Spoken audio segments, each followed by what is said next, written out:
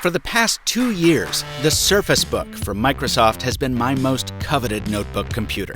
The device I would switch to in an instant if I wasn't so dependent on a MacBook Pro for video editing.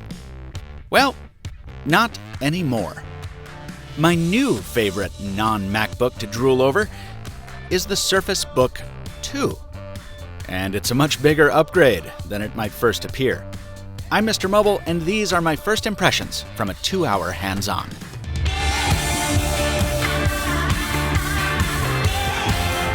The biggest change is in choice. The Surface Book 2 is available in 2 sizes, a 13.5-inch model like the current one, and a new 15-inch trim. The Surface Book has never been a small computer, thanks to its tall 3:2 display and the special fulcrum hinge, and the 15-incher feels truly mammoth as a result. While the hinge might look the same on the outside, it's been stiffened internally to accommodate the added mass of the larger clipboard. So you shouldn't get any more wobble than with the current Surface Book when you're using it as a touchscreen.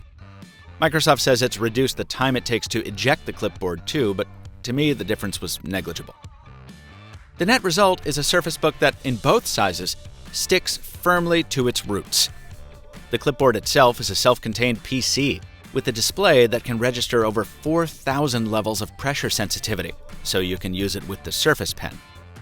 It runs Windows 10 Pro out of the box. On the 15-inch, that's powered by an 8th generation Intel Core i7, and if you step it down to the smaller model, you've got the option of sticking with that same silicon or saving some dough with a 7th generation Core i5.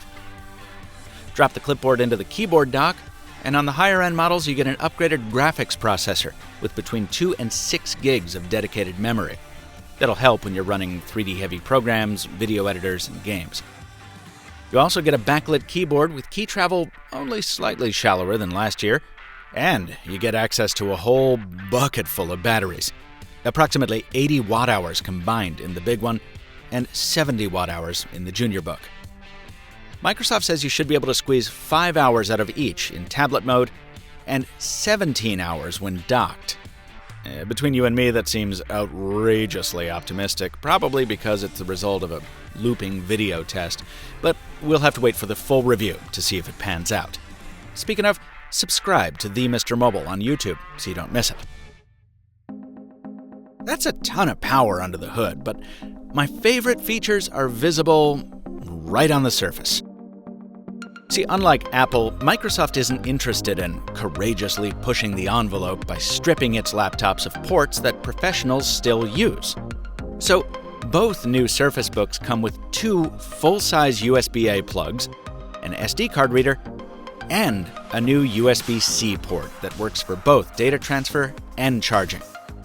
To get the same options out of my brand new $4,000 MacBook Pro, I needed to buy a fistful of inconvenient adapters.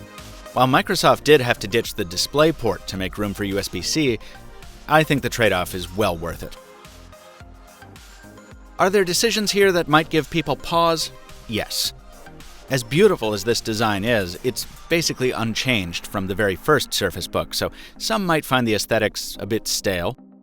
Also, at between 3.5 and 4.25 pounds, these are not small machines. And with prices starting at $14.99 and $24.99 for junior and jumbo sizes respectively, they're not exactly competitively priced either when you take other Windows notebooks into account. But the Surface Book was never meant to compete with lower-cost laptops. It was built to take on the MacBook Pro. And that's not blogger hyperbole either. Microsoft name-dropped the MacBook a lot at the launch event, calling the Surface Book twice as powerful, and reminding us all that it could be used as a laptop, a tablet, or a hybrid. Now, add to that what I mentioned before, how frustrated some professionals are with Apple's insistence on forcing us into a USB-C future that our cameras and peripherals just aren't ready for yet, and then consider that the Surface Book starts at about the same price as a MacBook Pro. Even if you're like me, so reliant on Apple software that moving over just isn't an option right now, you've got to admit it's tempting. The Surface Book 2 is available for pre-order November 9, with a launch date of November 16 in the US. MrMobile's full review will hopefully be up around then, covering all the little stuff, from speakers to lappability, that didn't make it into this quick look. In the meantime, let me know what you think. Do you own an earlier Surface Book? Or are you maybe an Apple user on the brink of making the jump? Drop a line in the comments, let me know, and subscribe to the MrMobile on YouTube so you don't miss that full review. Until next time, thanks for watching, and stay mobile, my friends.